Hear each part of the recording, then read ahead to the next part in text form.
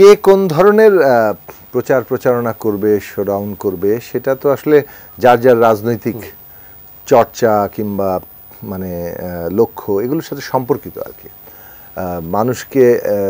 মানুষকে ঐক্যবদ্ধ করাটা জরুরি। এখন এখানে একদল ধারণা দাঁড়িয়েছে যে আমি যদি খুব আমার ক্ষমতা দেখাই, অর্থবিত্ত, আমার অনেক ক্ষমতা, তাহলে মানুষ ক্ষমতার পিছনে দৌড়ায়, অথবা সে কারণে আমার পিছনে এসে দৌড়াবে। তো এইটার ক্ষেত্রে যে জিনিসটা ঘটে যে সুযোগ সন্ধানীদের মানে বেশি কি বলে শুরু হয় আর কি, তৎপরতা শুরু হয়। তো এই সুযোগ সন্ধানীরা যদি একটা দলের প্রধান বিষয়ে দাঁড়িয়ে যায়, তাহলে সেই দলের পক্ষে কোনো আদর্শগত লক্ষ্য কিংবা একটা ধরনের এই যে বৃহত্তর স্বার্থ এগিয়ে নিয়ে যাওয়া কঠিন হবে। কারণ যখন একটা দলের প্রধান শক্তি হয়ে যায় সুযোগ সন্ধানীরা, তারা প্রত্যেকেরই কিন্তু পার্সোনাল এজেন্ডা আছে। সেই এজেন্ডাতে হ্যান্ডেল করতে করতে আপনার দিন শেষ হয়ে যাবে, আপনি কোনো গ্রেটার ইন্টারেস্ট সার্ভ করতে পারবেন না। তো গঠনগত সমস্যা, যেমন ধরুন আমাদের এখানে পেট্রন ক্লায়েন্ট রিলেশনশিপ, এখানে সব রেন্ট সিকিং। আপনি এখানে এক দল বসিয়ে দিলেন হকার, আপনি প্রতিদিন ওরা পরিশ্রম করছে, আপনি তার টাকা মানে ভাগ নিচ্ছেন, ওদের পরিশ্রমের টাকা আপনি আপনার নিজের পকেটে ঢুকাচ্ছেন। এটা গেল প্রাইভেট ট্যাক্স সিস্টেম। এই যে বখরাজীবিতা, এই যে প্রাইভেট ট্যাক্স সিস্টেমের মধ্য দিয়ে এর সাথে কিন্তু পলিটিক্যাল পাওয়ারের ডাইরেক্ট রিলেশনশিপ, ওখানে ওদেরকে বখরা দিয়েই চলতে হয়।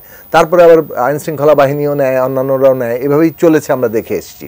এখন এই বন্দোবস্ত বদলে ফেলতে হবে।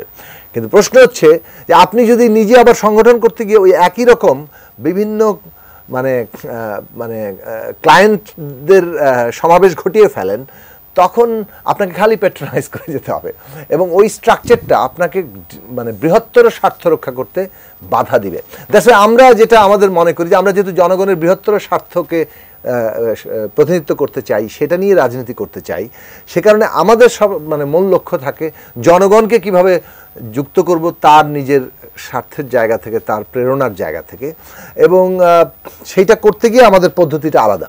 আচ্ছা, এটা আসি।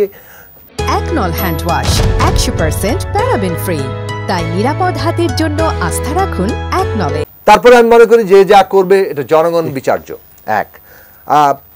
তবে এই যে একে অপরের উপরে যাতে কেউ হামলা না করে, আমরা সম্প্রতি দেখলাম যে বেশ কিছু জায়গায় হামলা হচ্ছে, হুমকি হচ্ছে। আমরাও আমাদের দলের বিভিন্ন জায়গায় আমাদের নির্বাচনী এলাকা হচ্ছে। কালকে দেখলাম হান্নান মাসুদকে করা হয়েছে, সেটাও নিন্দা জানাই। আর সবচেয়ে বড় কথা হচ্ছে আমরা একটা ঐতিহাসিক মুহূর্তে আছি, যেখানে আগামী সংসদ নির্বাচনের মধ্য দিয়ে কিভাবে সংবিধান একটা গণতান্ত্রিক সংবিধান হবে, সেইটা হচ্ছে সবচেয়ে গুরুত্বপূর্ণ। আমরা মনে করি আজকে আমরা জমা দিয়েছি সংস্কারের প্রশ্নটা, সংবিধান সংস্কার পরিষদের নির্বাচন হওয়া দরকার, যাতে করে আগামী এই সংস্কারটা যেটা মৌলিক সংস্কার, সেটা জনগণের ম্যান্ডেট নিয়ে হয়, না হলে এটা কিন্তু টেকসই। আবার আসবো আপনার কাছে নিশ্চয় অন্য কোনো দিন আর কথা বলবো। মাসুদ কামাল একদম শেষ সময় চলে এসেছে, যদি আপনি বলেন যে হামলার কথা বলছিলেন, আমরা দেখতে পাচ্ছি এনসিপির একজন নেতার উপরে হামলা হলো, সবকিছু মিলে যে আপনি বলছেন রাজনীতি আগের জায়গাতেই কি থেকে যাচ্ছে কিনা পরিবর্তন? হ্যাঁ, আমার জন্য এটা হলো সবচেয়ে মানে হতাশার বিষয় যে আমরা একটা এই ঘটনা, এত বড় একটা ঘটনার পর আমরা একটা পরিবর্তিত রাজনীতি দেখতে চেয়েছিলাম। আমরা চেয়েছিলাম নেতা নেত্রীদের কথাবার্তায়, আচার আচরণে আমরা একটা চেঞ্জ দেখতে পাবো। আমি কিছুটা দেখেছিও। আমি অন্তপক্ষে আমি তো এটা বলবো যে বিএনপি রাজনীতিতে কিন্তু আমি একটা চেঞ্জ দেখি, অল্প অল্প হলেও দেখি। কিন্তু নতুন যে দলটা ছিল তাদের নিয়ে আমাদের সবচেয়ে বেশি ভরসা ছিল, সেটা দেখছি না। আবার বিএনপির এই যে চেঞ্জটা, যেটা উপরে পর্যায়ে দেখছি, সেটা মাঠ পর্যায়ে দেখছি না। এই হান্নান মাসুদকে যে যারাই মারুক, সেটা কারা মারলো আমি জানতে চাই না। কোনো কোনো দলই তো মেরেছে, নির্দলীয় লোক তো মারে না রে ভাই। তো এই জিনিসটা তো আমরা চাই না। এবং আমি মনে করি যে দলের লোক মেরেছিল তাদের আইডেন্টিফাই করে, অচেনা তো লোক না, তাদের সেন্টার থেকে তাদের উপর কঠোর ব্যবস্থা নেওয়া হোক, যাতে নাকি এই ধরনের ঘটনা আর কোথাও না ঘটে। আমরা এই গায়ের জোর দেখতে চাই না, মানুষের নীতির জোর দেখি আমরা। এক্স্যাক্টলি। সরকারকে একটা লাইন শুধু বলবো, যেমন উনি বললেন, আমিও মনে করি যে বাজার ব্যবস্থায় তারা অনেক সাফল্য দেখিয়েছে, দাম রোজার মধ্যে অনেকগুলো পণ্যের ক্ষেত্রে খুবই স্থিতিশীল ছিল, সেই জায়গাটা এবং কম ছিল, যাতে করে মানুষের আয়ের মধ্যে।